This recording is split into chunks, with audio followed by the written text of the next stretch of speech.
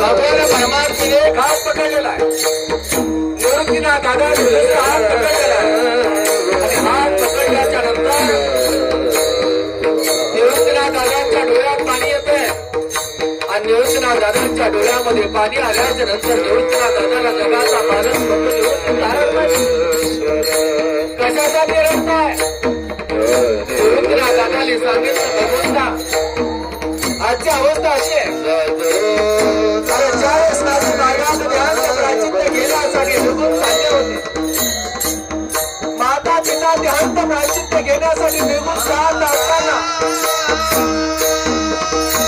आभार फाटल्यासारखं दुःख झालेलं होतं, कोसळल्यासारखं दुःख झालेलं होतं.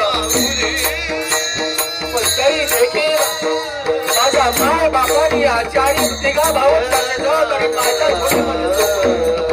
माझ्या झोळीमध्ये तिघांच्या काकूने मला सांगितलं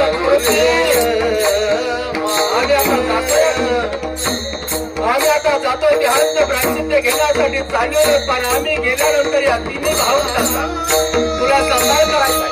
आम्ही गेल्यानंतर यांचा मायबाप तू आहे.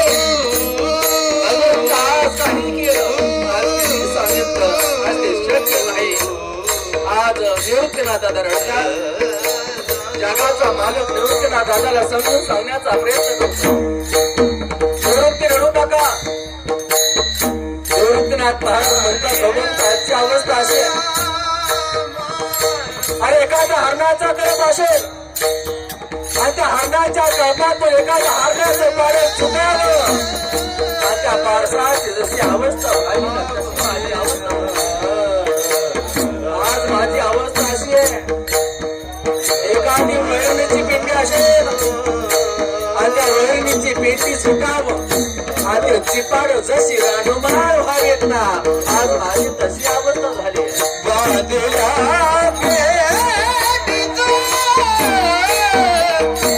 सुटला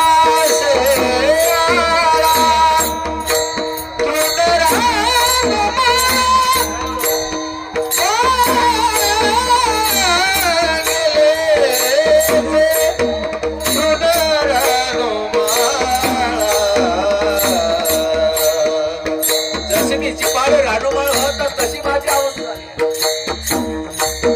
एखादं धरण असेल आणि ते धरण अचानक फुटावं आणि ते पाणी जसं सायरा वैरा व्हावं ना, तशी माझी अवस्था झाली. आज भगवंता किती सांगण्याचा प्रयत्न केला, आज ते शक्य नाही. पण निवृत्तीनाथ दादा रडताय. चिमुकली मोक्ताई रडते, सोपान त्याच रडतात. आणि सोपान काका चिमुकली मोक्ताई रडत असताना नामदेव महाराज रडू लागले. नामदेव महाराज रडत असताना भगवंताला त्यांचा भगवंता गार वरून सांगितलं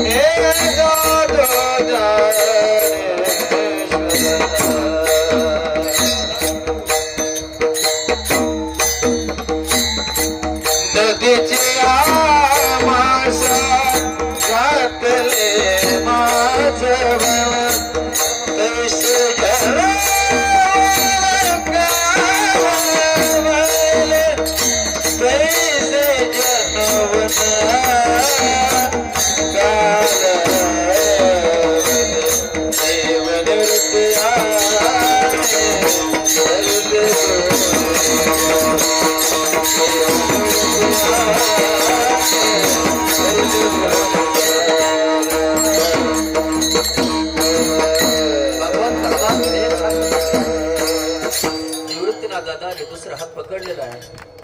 सगळी रडारड चालू आहे. सोपान काका चिमुकली मोक्ताई रडतात, नामदेव महाराज रडतात आणि नामदेव महाराजांचे मुलं देखील रडतात आणि मुलं रडत असताना नामदेव महाराज रडत असताना नामदेव महाराज भगवंताला म्हणतात भगवंता गार